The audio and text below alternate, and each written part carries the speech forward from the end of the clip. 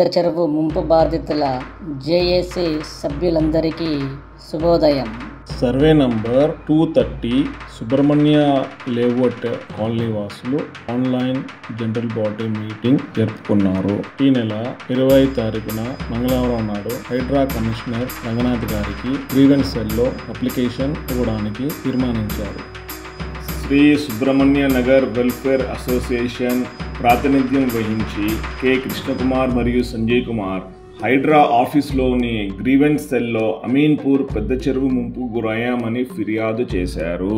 ఫిర్యాదు దరఖాస్తులో చాలా కీలక విషయాలను ప్రస్తావించారు.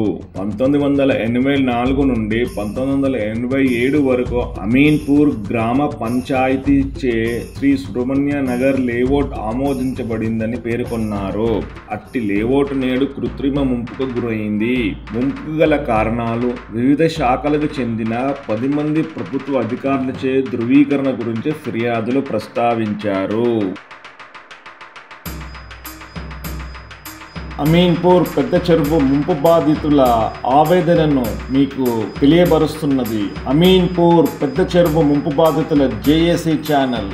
మరిన్ని ఆవేదపూరితమైన కథనంతో మళ్ళీ కలుద్దాం.